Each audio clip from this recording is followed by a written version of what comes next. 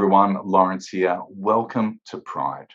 Now, this week I want to chat about a topic that can be a little bit polarizing to the gay community, and that's the topic of gay apps.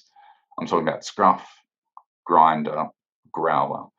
Now, for some people, they really don't like these apps. They tend to find that they are the cesspit of superficiality and that they tend to steer clear of them. It's pretty obvious that these apps are not for everybody.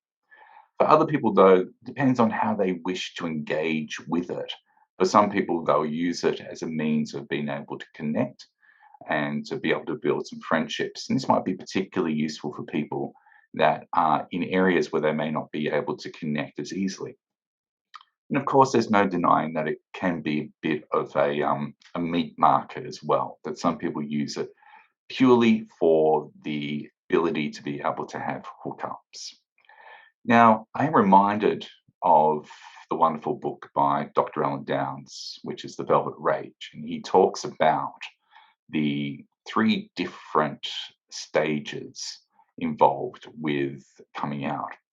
Of course, in the first stage, we talk about that shame that exists, about how we are afraid of people finding out who we truly are for fear that we might be seen as flawed or unlovable or rejected by the people we care about.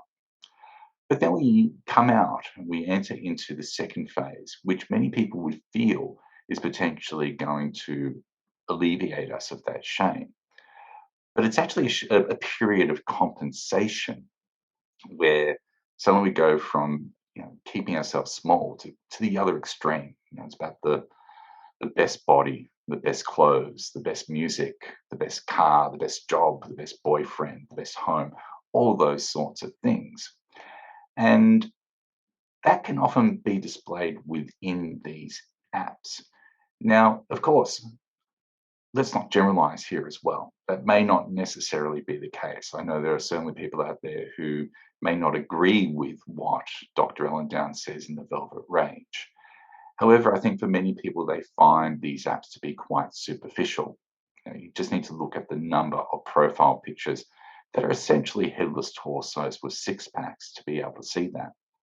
And there's certainly nothing wrong with taking care of your body, but it is about validation as well.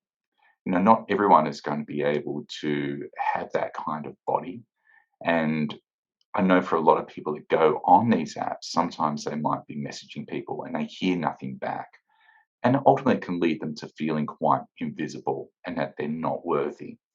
And that can be quite damaging for people's self-esteem as well.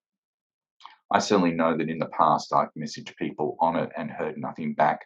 And I've had those moments of thinking, oh, am I really that kind of worthless? Which is a silly way to think, but in that moment, you might feel that. I've also had instances in the past where people have messaged me and I've not responded.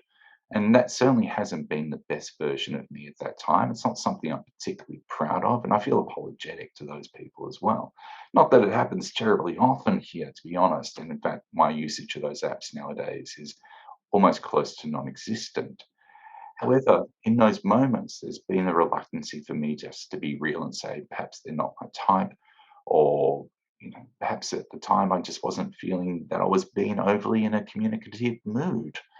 I think that we can often make meaning out of those events, though, and assume that it's about us when it might be something as simple as people being busy, people even being asleep, or perhaps people have had a big night and are perhaps too drunk or something else to be able to look at their app properly. I think the key thing here is that we need to remember not to take these apps too seriously.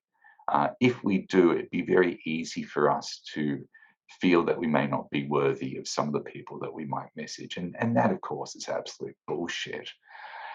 But you know what? If you can learn how to take these apps not too seriously and to accept them for what they are, then they may have their use.